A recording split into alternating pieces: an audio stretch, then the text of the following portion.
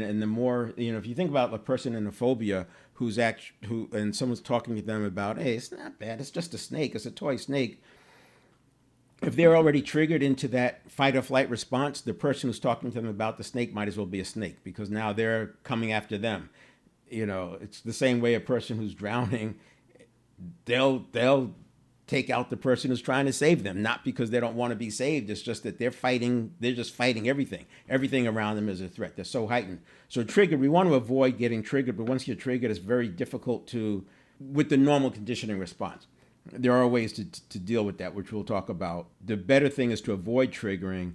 And you have, on a relative basis, if stimulus response is only 1 or 2 seconds, you have another 2 or 3 minutes, or a total of 2 or 3 minutes, to reverse this stressed level. When you get into this stress, and we're going to talk about that it'll be the 8th episode.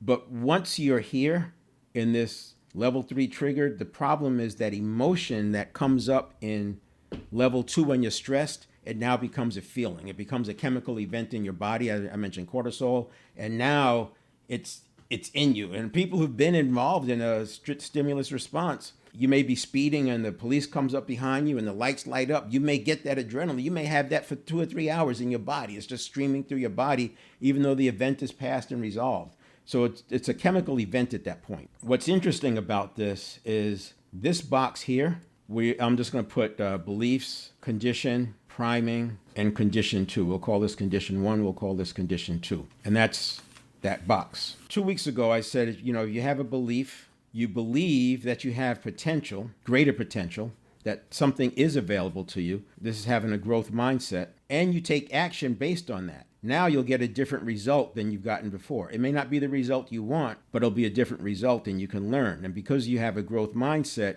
you don't look at feedback as failure. You look at feedback as feedback. It's learning. It's one more way that doesn't work, but you've pulled something from it. That goes into your judgment and your experience and those kinds of things. What happens with this cycle is this will continue to be a loop. And people don't realize that they're in the loop.